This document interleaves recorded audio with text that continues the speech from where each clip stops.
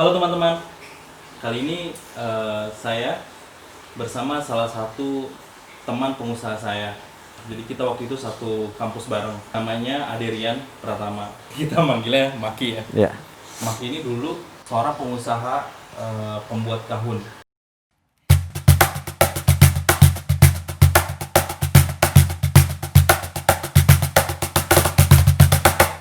Mau tahu cerita lebih dalamnya? Mari kita cari tahu. Let's action.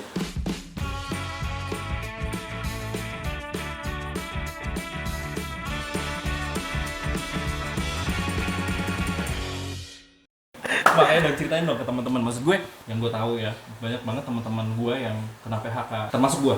Gue juga salah satunya, jangan sedih. Gue juga di PHK. Oleh karena itu kita coba cari tahu gimana sih kalau misalnya kita coba untuk bangun bisnis sendiri.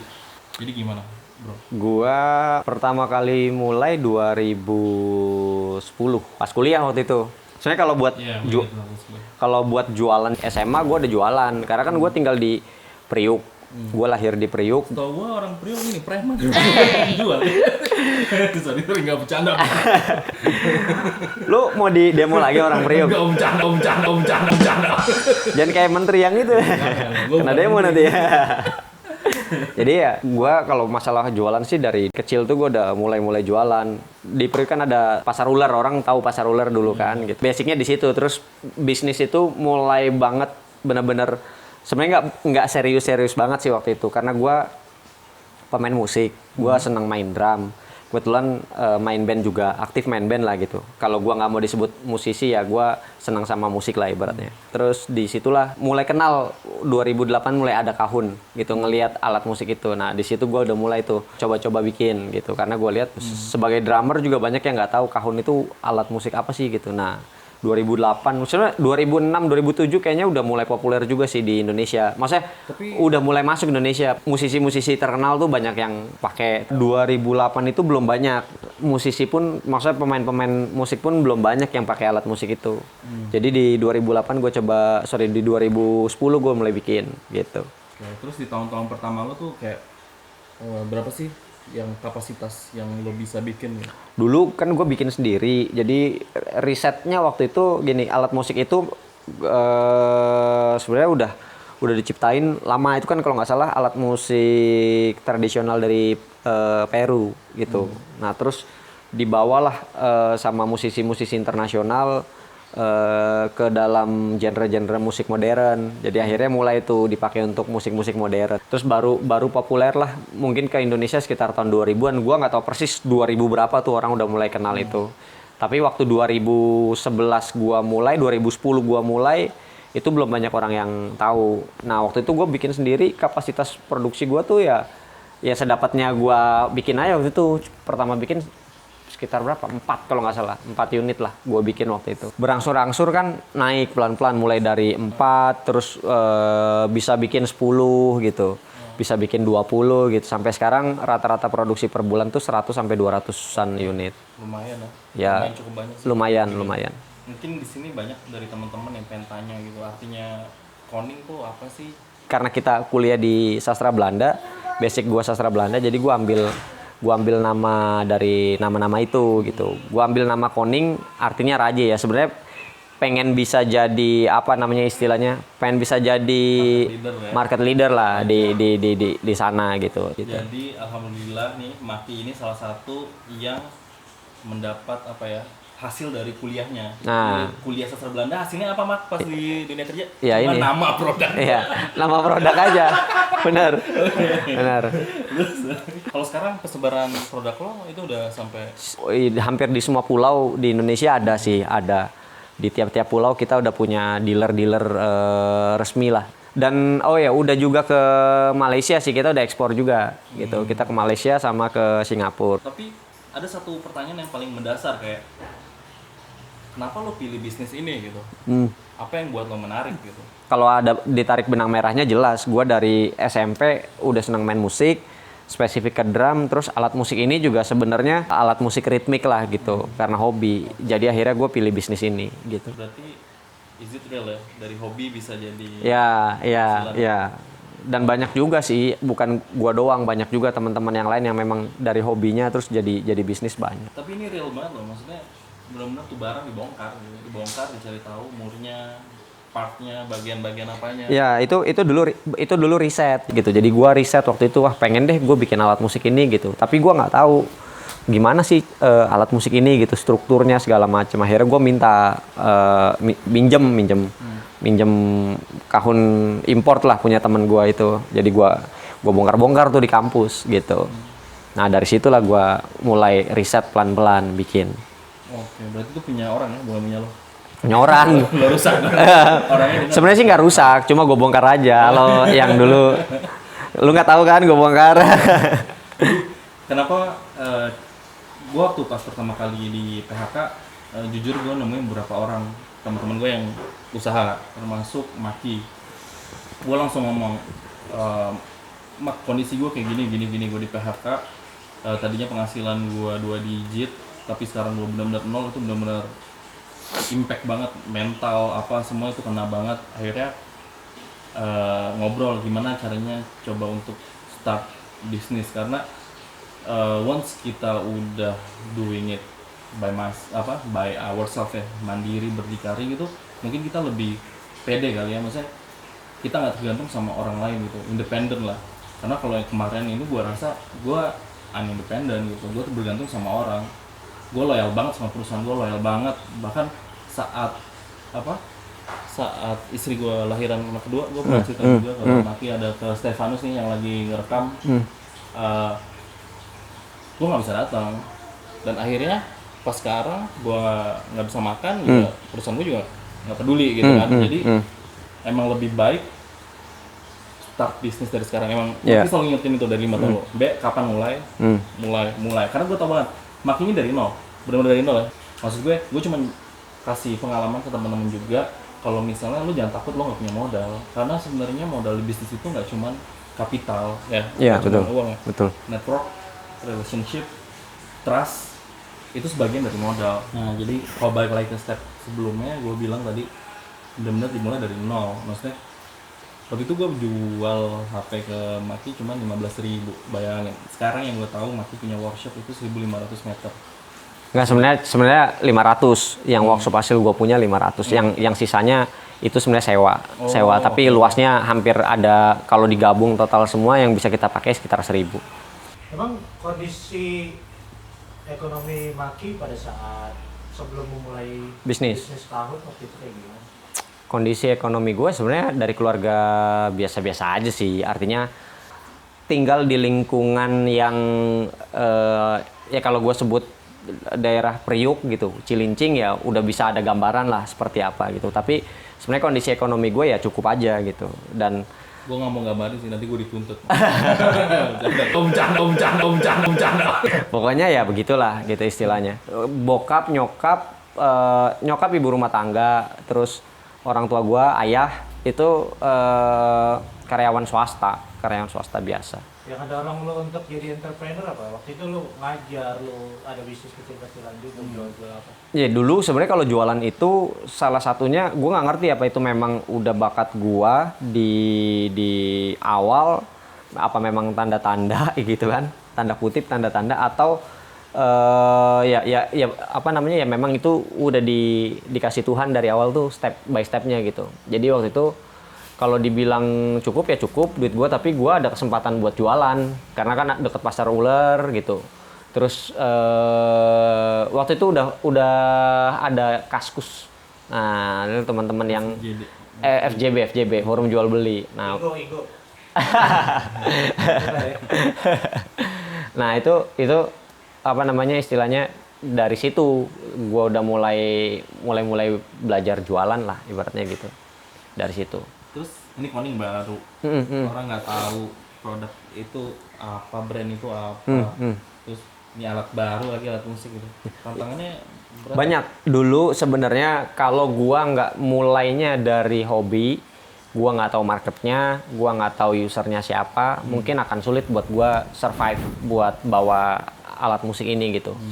Tapi karena dulu gua ada di dunia musik juga, maksudnya dalam artian gue pemain musik, gue kenal teman-teman musisi gitu kan. Itu tantangannya itu yang paling berat itu awalnya sebenarnya toko musik. Jadi lucunya dulu alat musik ini memang nggak sepopuler sekarang. Artinya gini, dulu orang nggak banyak tahu. Jadi ada beberapa toko musik pun salesnya begitu gue tawarin itu dia nggak tahu kalau ini alat musik gitu. Sempat gue harus jelasin, oh ini alat musik gitu. Nah cuma mereka di awal itu nggak berani untuk ngambil karena mereka nggak tahu ini marketnya ada atau enggak gitu. Apakah kepake? 2008 masih lo nggak tahu kan itu alat musik.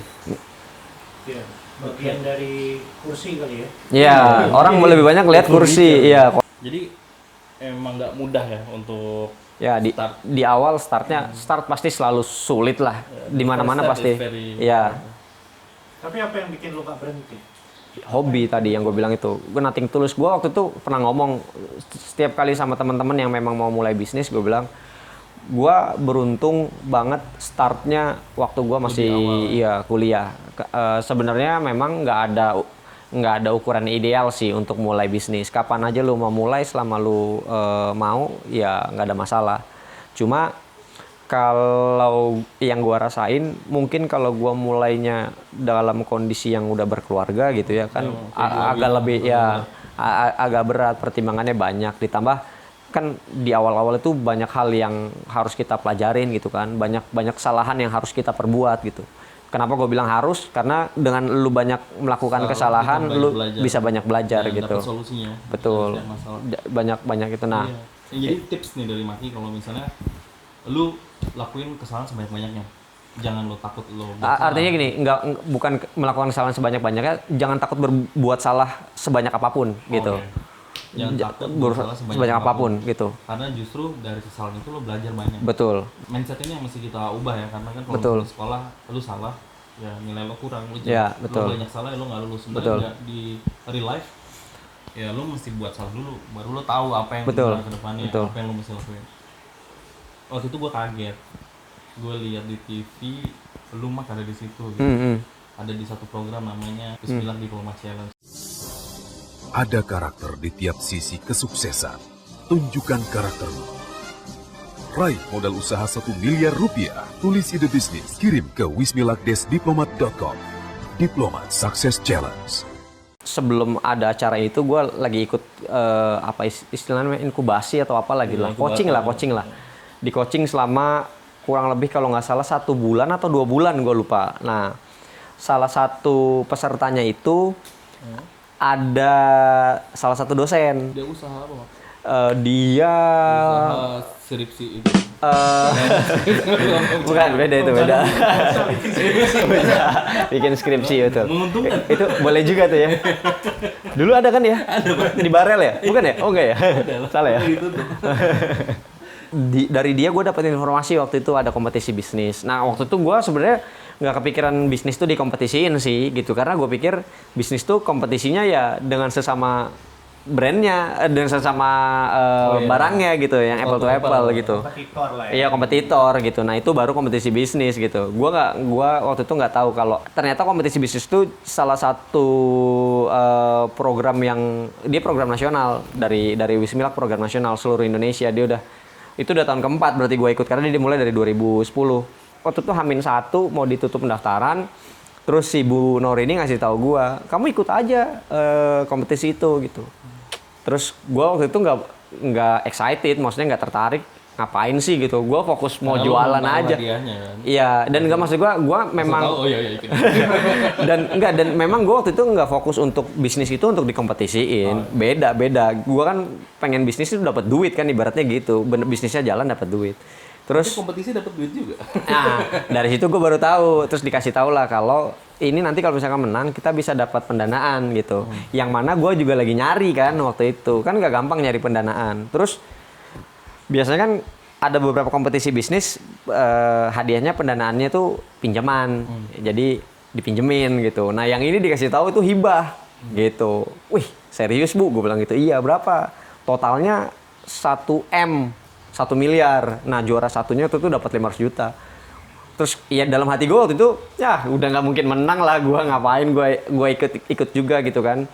Tapi waktu itu dia bilang udah daftar aja, iseng-iseng gitu kan. Ya udah, gue daftar aja. H-1 itu, jadi balik coaching sorenya gue daftar, belum ditutup. Terus akhirnya dapat pengumuman kalau gue lolos 30 besar. Terus baru dari situ kalau nggak salah terseleksi lagi 10. Gila. Nah 10 itu dari seluruh Indonesia. Nah baru dari situ gue terbang ke Surabaya. Total ada 2 minggu lah gue di karantina untuk bisa di coaching. Bukan kena COVID ya? Bukan kena COVID tapi beda. Sama-sama 2 minggu tapi beda.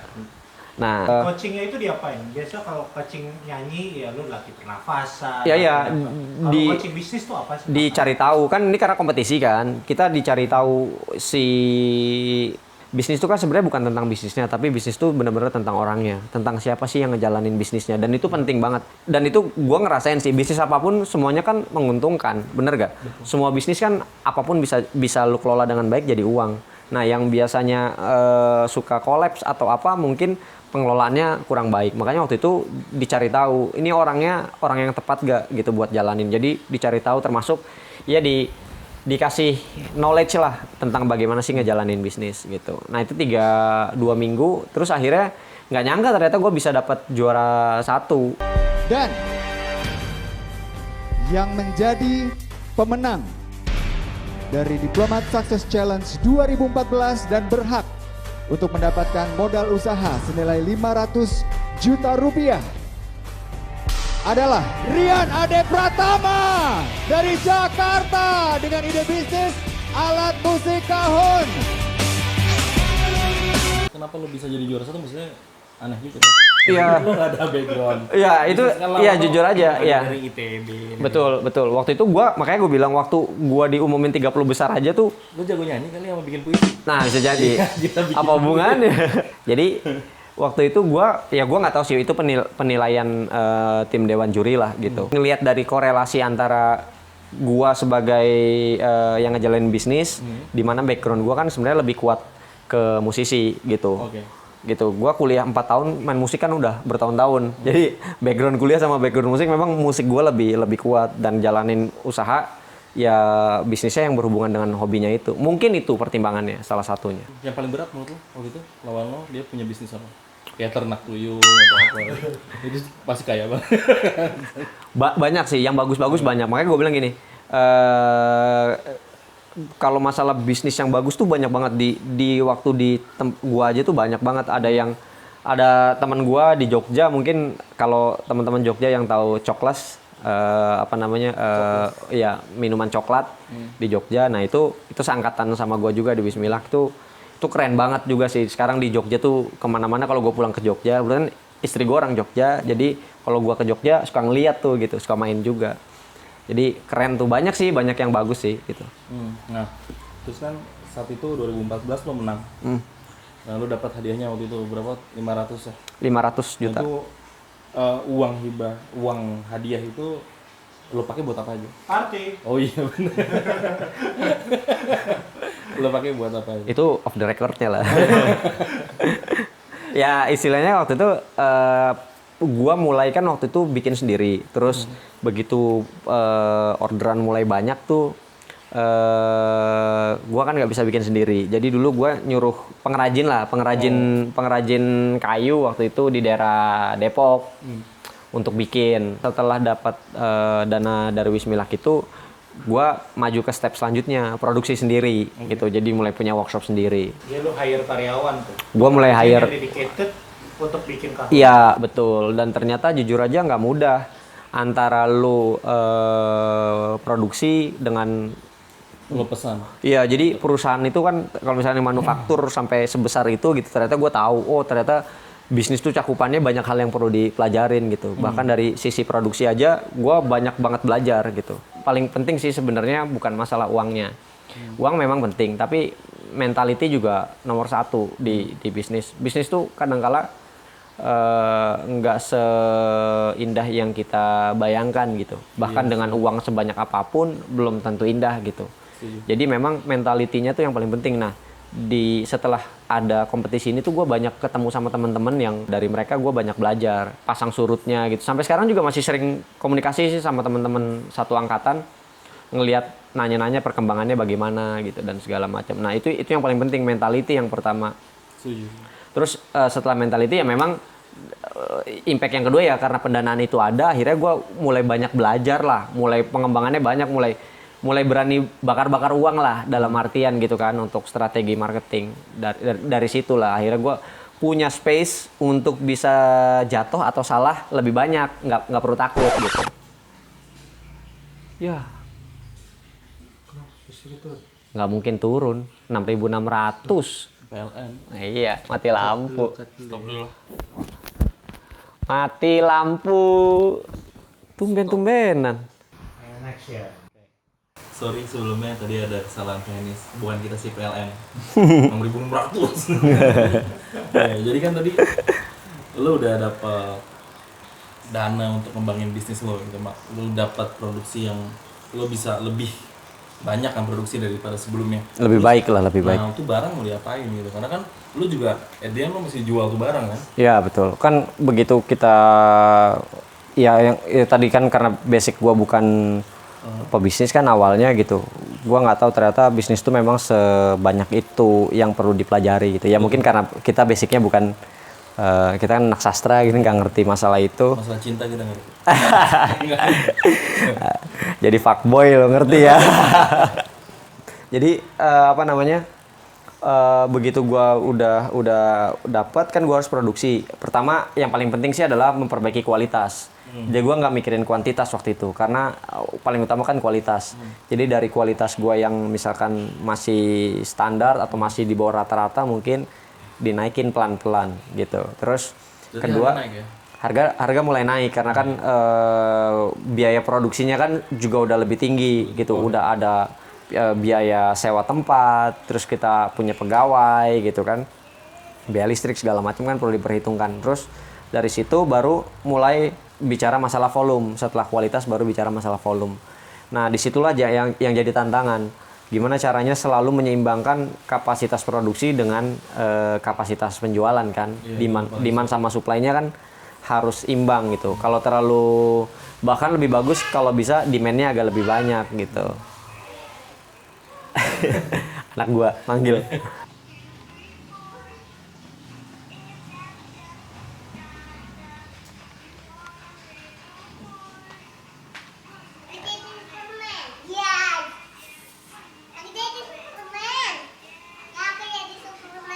Wih, Superman hebat ya.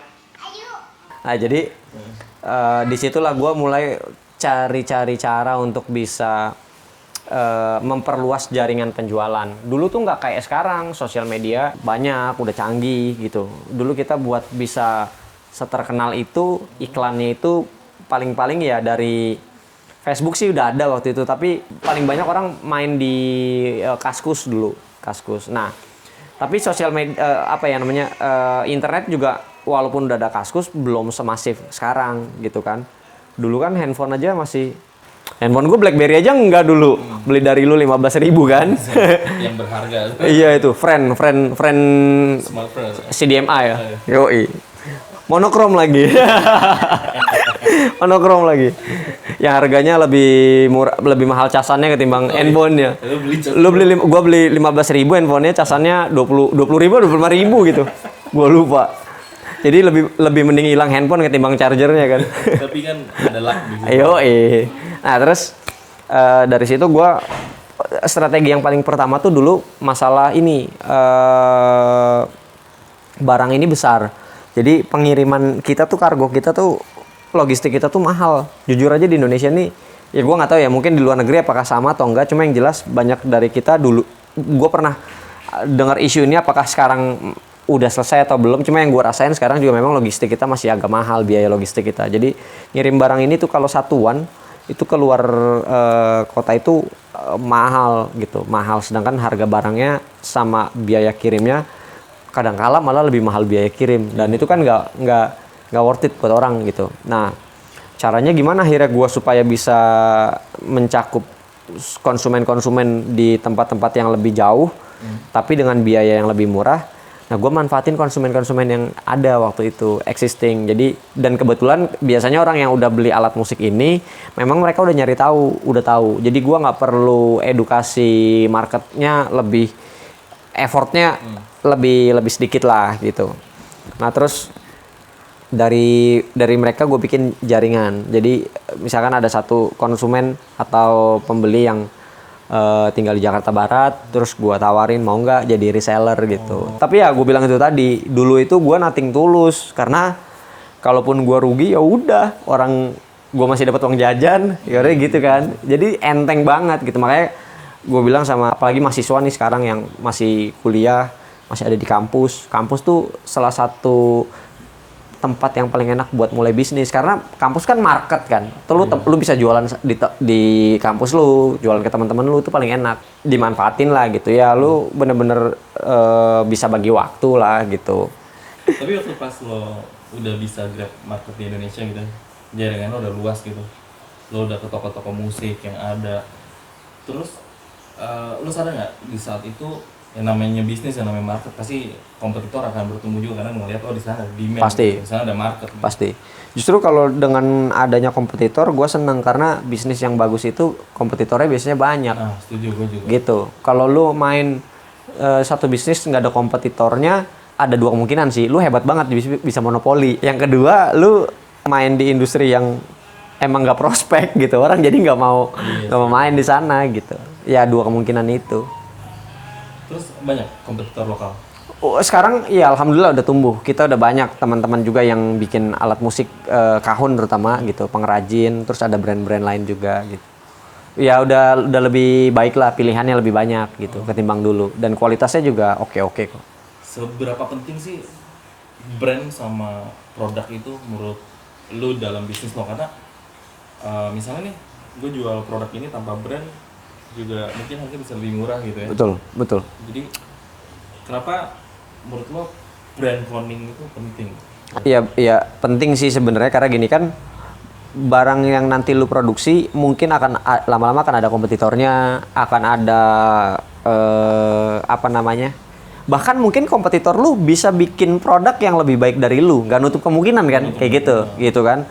Tapi ya itu tadi yang tetap bikin lu survive gitu, bertahan karena ada branding di sana gitu, ada branding satu. Yang kedua, ini pentingnya sih, Indonesia ini terutama buat alat musik ya, industri alat musik itu sebenarnya di kita tuh hebat tuh dalam arti gini, kayu kita tuh bagus-bagus, banyak yang diekspor justru keluar gitu. Terus banyak juga produsen-produsen brand-brand alat musik terkenal tuh banyak yang bikin di Indonesia. Itu banyak yang bikin di sini. Pabriknya pabrik sini, bahan bakunya sini. Tenaga kerja kita tuh terampil, bagus-bagus, build quality-nya bagus, tapi brandnya brand luar. Nah, kita sebutnya tuh tukang jahit, sebutnya gitu. Nah, gue mati-matian cari market pertama di Indonesia dulu gitu, dengan brand sendiri supaya nunjukin lo kita bisa produksi dan kita punya brand itu kan ibaratnya apa ya, istilahnya hak kekayaan intelektual gitu kan.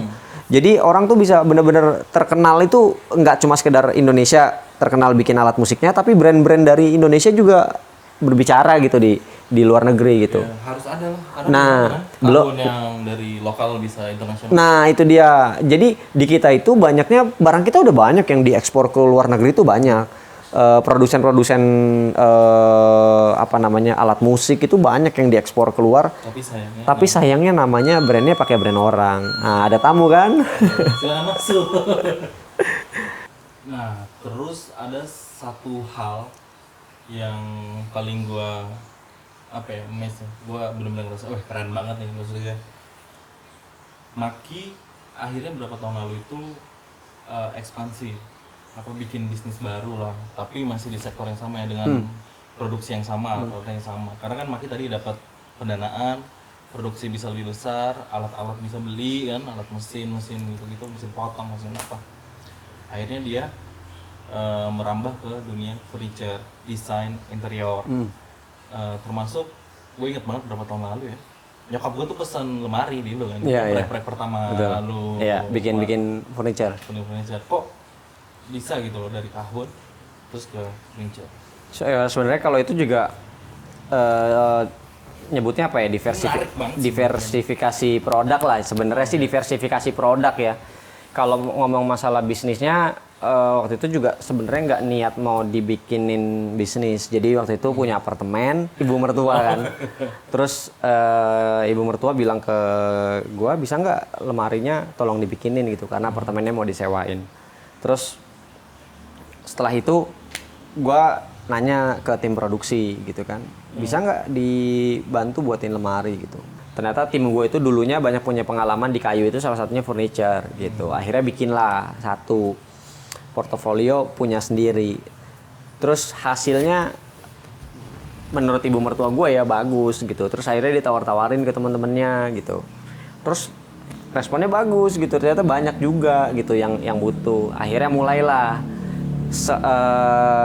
ya udah deh, gue coba aja gitu. Kenapa enggak? Karena produksi kan jadi lebih padat gitu kan.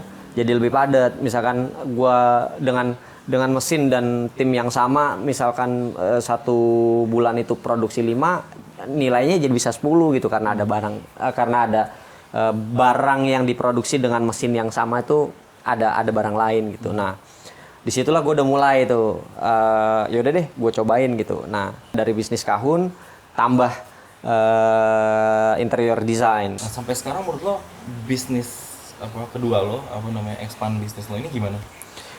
Grow bagus. Tapi bisa lo pisah gitu? Iya, jadi rencananya sebelumnya kan memang tujuannya waktu itu cuma memperpadat produksi. Karena efisiensi kan gitu, makin padat makin efisien. Terus kesini-sininya alhamdulillah dua-duanya grow, bagus, positif pertumbuhannya. Jadi tahun ini kita pisah gitu. Jadi kita punya workshop masing-masing, satu buat alat musik sendiri, buat furniture sendiri. Lu sebagai owner, gue pengen tahu tugas lo ngapain sih sebagai CEO atau owner di bisnis lo? Iya, dulu lo ngapain aja biar tuh bisnis running?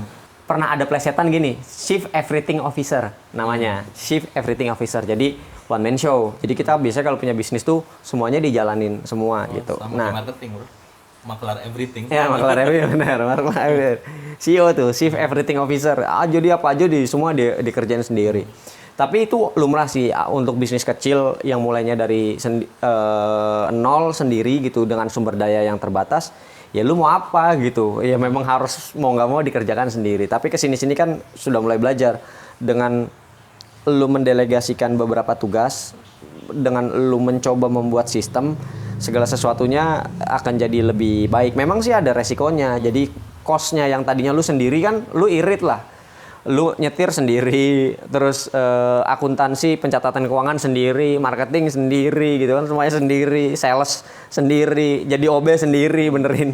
Jadi semua maksudnya sendiri. Tapi kan lu nggak bisa berkembang lebih besar, bukan Superman. Yang ada lama-lama lu kecapean dan lu ngelakuin daily activity aja gitu. Nah, sebagai CEO seharusnya lu udah mulai bikin sistem, bangun tim. Yang paling penting tuh bangun tim, karena yang gue bilang dulu, gue pernah bilang gini, dari salah satu seminar, kalau lu mau bergerak cepat, lu jalan sendiri. Tapi kalau lu mau bergerak jauh, lu mau jalannya lebih jauh, lu harus bersama-sama. Artinya lu harus punya tim, harus bahu membahu. Dan memang invest untuk ngebangun tim itu nggak gampang. Selain invest biaya tentunya tinggi, kedua effortnya juga tinggi gitu, karena kita kan harus ketemu sama orang-orang yang berbeda visi misi barangkali gitu kan. Iya, dan harus menyatukan mereka itu. Nah, CEO tuh tugasnya itu sebenarnya mengharmonisasikan orang-orang yang udah jago di bidangnya. Jadi misalkan lu butuh akuntan untuk pencatatan keuangan, lu cari akuntan yang hebat gitu. Lu ada desain produk yang perlu lu bikin, ya lu cari desainer produk yang hebat-hebat, kasih ruang buat mereka berkarya gitu, dan lu tinggal cukup nyampein visi lu supaya mereka bisa menerjemahkan visi lu gitu. Ya macam-macam, tim produksi dan segala macamnya. Jadi itu tugasnya CEO dan itu paling berat. Jadi itu satu. Kedua, jadi CEO itu bukan nggak harus, dan buat gue memang jangan sampai lu ngerasa jadi yang paling pintar di dalam tim gitu. Justru kadang-kala gue sekarang ini kan, karena gue punya tim, misalkan ada apa-apa tuh gue ya discuss sama tim gue. Misalkan produksi ini ada permasalahan ini gitu. Mereka kan suka tanya bagaimana nih. Nah, gue nggak langsung kasih jawaban kalau kayak gitu. Gue langsung tanya balik ke mereka. Kalau menurut kalian ini bagaimana gitu? Karena kalian itu adalah orang-orang yang gue andalin gitu. Kan kalian expert di bidang ini, makanya gue percaya sama mereka gitu kan untuk bisa bantu gue di sisi itu. Nah dari situlah akhirnya diskusinya ada gitu, dan itu sebenarnya yang penting gitu. Jadi gue ingat banget kalau ada teman-teman dulu yang pernah nonton film Hunter x Hunter tuh, kan ada musuhnya tuh geng laba-laba kan. Nah si pemimpin geng laba-laba ini itu dia kemampuannya itu kan tiap-tiap anggotanya punya kemampuan tuh, ada yang bisa ngilang lah, ada yang bisa apalah segala macam. Nah, kemampuan geng si kepalanya geng laba-laba ini, leadernya ini, kemampuan itu mengendalikan si anggota-anggotanya gitu. Jadi dia bisa mengendalikan kemampuan anggotanya untuk dia bisa arahkan ke yang mana. Nah, betul. Nah, itu buat gua itu cerminan CEO yang baik tuh begitu gitu. Jadi lu harus bisa komunikasi dengan baik sama tim lu gitu supaya bisa jalan. Karena kalau komunikasinya nggak baik, lu juga ya nggak bisa bangun tim akhirnya gitu. Ini pelajaran buat gue banget sih. Jadi gue baru sadar juga nih tadi pas bicara sama, ternyata sistem di bisnis itu penting banget. Penting. Kalau lu mau jalan jauh, lu mau sustain gitu ya lu harus bangun sistem. Dan sistem itu kan ada tim yang nge-backup ya. Betul. Maksudnya kayak ya semua orang bisa lah bikin. Betul. Banyak orang yang ngomong gini, semua orang bisa bikin burger di McD bahkan betul. lebih enak dibandingkan betul. McD. Tapi kenapa McD yang menguasai market? Betul. Berarti betul. kita punya sistem yang lebih kuat. Betul. Dari hulu ke hilir, logistik. Betul. Jadi itu buat teman-teman tuh tadi branding, sistem itu nomor 1, 2, 3 lah yang penting. Jadi kalau sistem itu udah berjalan baik gitu ya, lancar, terus tugasnya CEO ngapain? Iya, mantau, karena kan sistem itu gitu.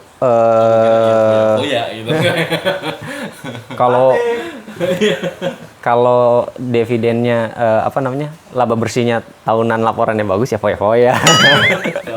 Iya. Kalau enggak ya makan bubur. Jadi begitu sistem jalan kan tetap harus dipantau, karena kan bisnis itu kan dinamis banget gitu. Di satu waktu tiba-tiba lu bisa drop banget gitu. Contoh kayak corona sekarang gitu. Siapa yang prediksi gitu kondisi sekarang gitu. Iya, benar. Semua orang udah oke, udah bahkan perusahaan-perusahaan yang sistemnya established udah mantap, udah mapan, bisa drop dengan kondisi gini. Nah, gue ngerasain banget, maksud gue efeknya tuh parah banget. Betul. Jadi memang justru kalau kita lagi ada di posisi nyaman, justru itu yang hati-hati gitu. Karena begitu nyaman, enak, lu biasanya lengah gitu. Banyak kan bisnis-bisnis perusahaan-perusahaan yang hebat-hebat terus akhirnya tenggelam gitu. Kenapa? Karena nggak cepat berinovasi. Ini BlackBerry contohnya misalkan, ya tiba-tiba lenyap gitu kan, hilang. Mulai dari BlackBerry-nya mulai turun, terus akhirnya BlackBerry-nya dijual ke Android, nggak laku juga BlackBerry Messenger-nya, akhirnya hilang kan, nggak banyak yang pakai sekarang gitu. Karena mungkin menurut gue ya itu lengah, karena kan dulu BlackBerry gila banget. Sebelum BlackBerry Nokia, ya kan kondisinya, wah gila kita Kalau pakai Nokia lo nggak hits banget.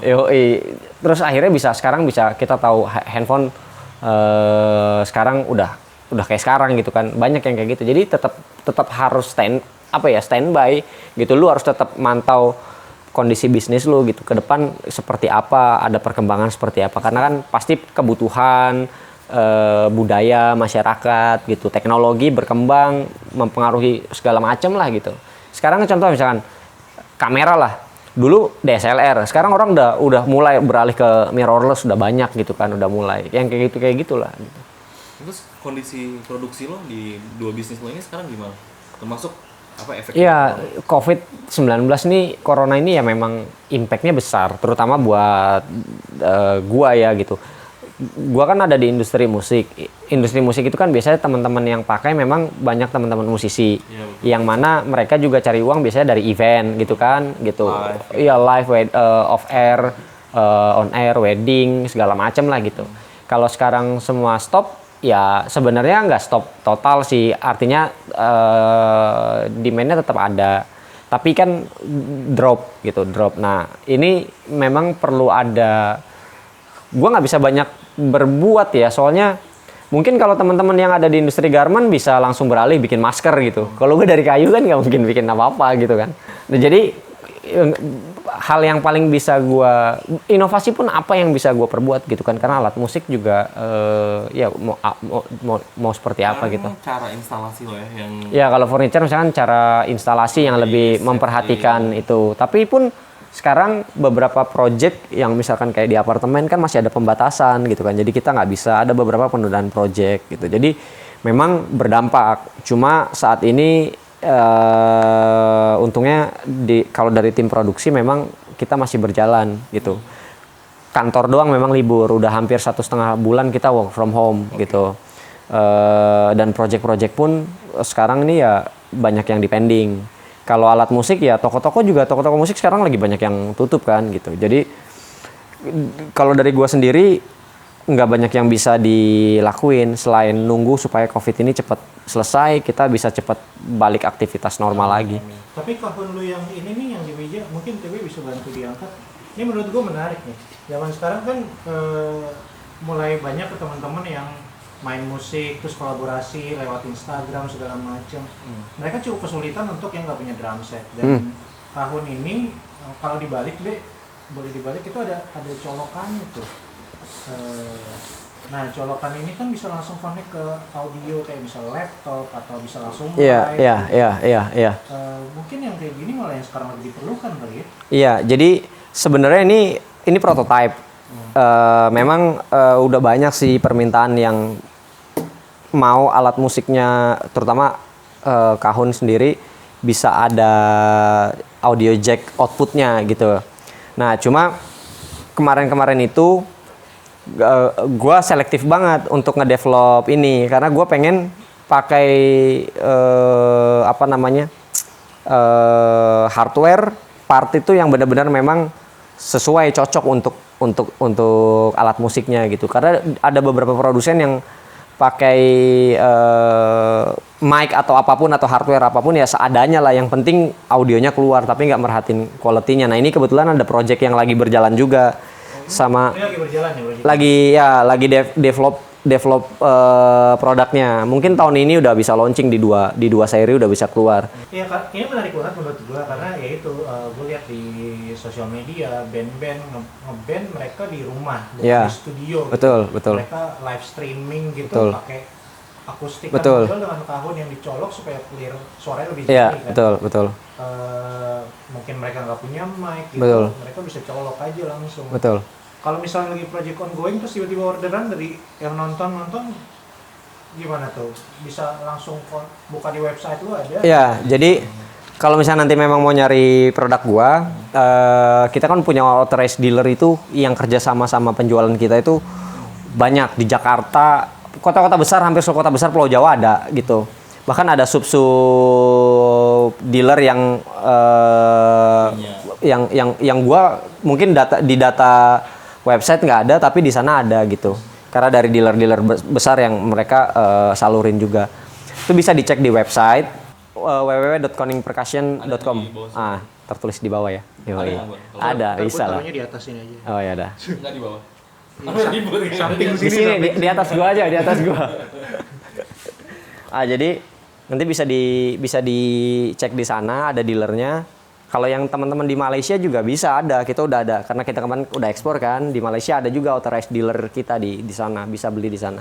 Terus gue pengen tahu deh, maksud gue udah 10 tahun ya, 10 tahun nih lo jalan, lo berjuang mati-matian sampai akhirnya udah di tahap sekarang.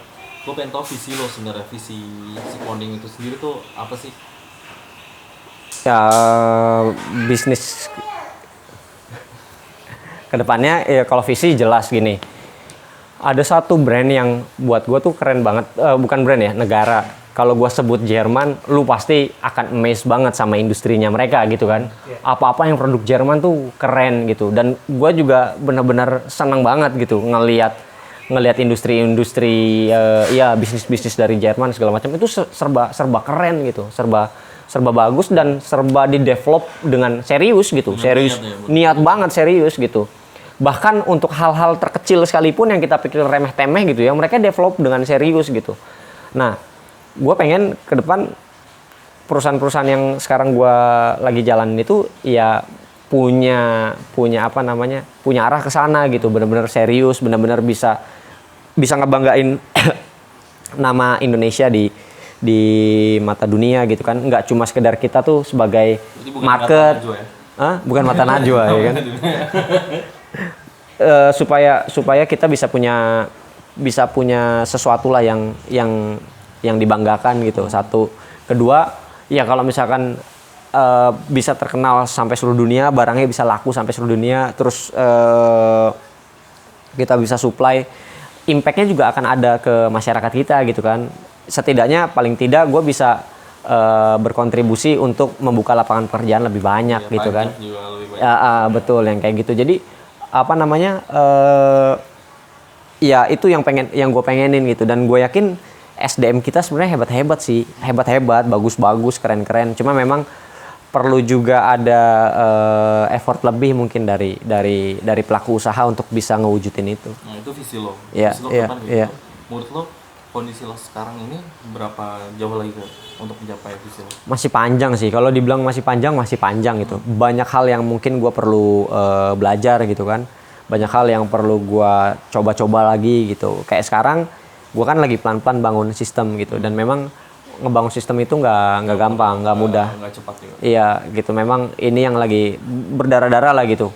Terus tiba-tiba ada COVID juga kan, kayak sekarang gitu. Itu ya yang bikin, waduh gimana ya gitu. Tapi gue yakin sih bisa. Kalau yang lain bisa, pasti kita juga bisa. Dan banyak kok perusahaan-perusahaan kita yang ternyata udah hebat-hebat kan, kayak Gojek gitu kan, keren-keren banget sekarang ya kan. Abnormal, kopi kenangan gitu kan, keren-keren banget gitu. Gue yakin bisa lah gitu, yang kayak gitu. Mereka bisa, kita pasti bisa juga lah. Yang terakhir nih, Mak, gue mau nanya. Sebenarnya untuk di industri sektor lo, peran penting apa sih yang lo harapin untuk industri di sektor lo dari pemerintah gitu? Dari pemerintah kita bisa support apa? Yang paling pertama ya biaya logistik gitu. Ya mungkin sekarang Pak Jokowi lagi bangun infrastruktur kan ya. Moga-moga biaya logistiknya turun. Penting banget biaya logistik itu supaya murah gitu. Karena kalau misalkan biaya logistiknya murah, kita bisa bersaing. Nih ya, gue cerita sedikit. Waktu gue masukin barang ke Malaysia, itu asli nggak mudah. Kenapa? Karena kompetitor kita di Malaysia itu kan kita sama-sama barang impor berarti di Malaysia kan. Itu ngelawan produk China. Kan produk China tuh gila gitu, secara produksi gila. Terus kualitasnya juga nggak bisa dibilang jelek yang di sana gitu. Dan yang paling penting datengin barang dari China ke Malaysia itu lebih murah katanya. Katanya ya, kata klien-klien gue di sana lebih murah ketimbang datangin dari Indonesia. Padahal kan kita lebih dekat gitu. Ya pemerintah mungkin logistiknya gimana cara biar bisa lebih murah lah gitu. Nggak usah sebenarnya ke luar negeri ya. Kayak kita aja nih kayak gua nih mau ngirim barang ke Ambon gitu. Itu mahal gila itu mahal. Kalaupun misalkan pakai laut pun lama dan masih relatif mahal juga gitu. Apalagi kalau misalkan kan sekarang eranya udah era digital ya gitu. Banyak toko-toko di authorized dealernya Konding itu mau ngejangkau tempat-tempat yang lebih pelosok lagi juga memang biayanya mahal gitu. Jadi akhirnya nggak semua persebaran barangnya nggak bisa merata gitu, agak sulit gitu. Jadi akhirnya harganya lebih tinggi di daerah lain. Habis video ini tayang, pemerintah bisa dengar, membantu khusus Son ya. Betul. Bang Syahroni, ini putra terbaik Priuk ini. Masa abang nggak bantu? Mohon disupport Bang. Boleh. Video ini. Siap Bang. Thank you banget Mak. Maksud gua atas bincang-bincang kita kali ini, jadi makin banyak gambaran gitu ke depannya. Sebenarnya gimana sih caranya lo develop bisnis yang baik? Lo mesti mulai step dari apa? Lo nggak usah takut kalau misalnya lo dari nol. Maksud gue masih banyak modal yang bisa kita gali lebih dalam gitu ya. Termasuk people-nya di balik bisnis itu siapa? Karena trust itu paling penting. Terus lo mesti lihat supply demand. Banyak banget. Thank you banget Mak. Thank you, Be. Kesempatan hari ini. Thank you. Thank you banget. Stefano sudah membantu akhirnya video ini terlaksana. Sukses. Ya. Tetap kuat, tetap semangat. Iya, kita sebagai kaum yang PHK harus sukses terus. Let's action. Sekarang. Ya udah. Kita buka dulu ya. Oke, dibuka nih. Iya. gue bakal dikejar-kejar terus